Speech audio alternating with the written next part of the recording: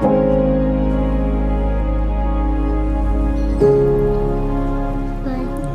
does it hurt? No, I didn't feel and I don't. Okay. Yeah.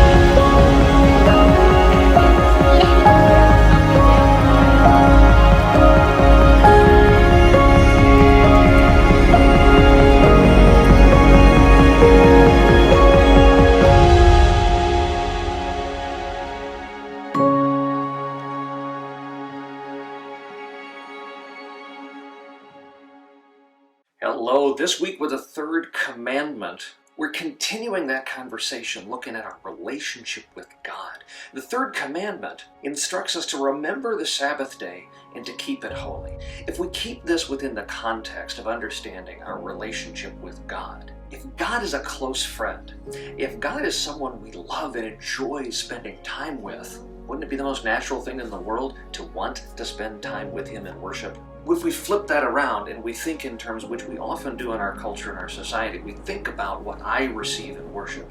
Do I like the pastor? Do I like the music? Do I like the people who are around me? Yeah, we can find all sorts of reasons why we might not particularly like all the ways in which my pastor preaches. No offense, pastors. I might not always like the musical selections.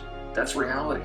Hey, I might not be a contemporary guy, or I might not be a liturgical guy, and yet I'm placed by God into a particular congregation to be a part of the body of Christ in a local setting where 100% of everything may not be to my satisfaction.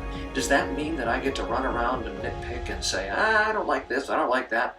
If we allow ourselves to focus in that direction, I'm afraid we're never going to be satisfied. You see, here's the reality of church. I heard this expression used once by a radio talk show host that did a broadcast called The Bible Answer Man.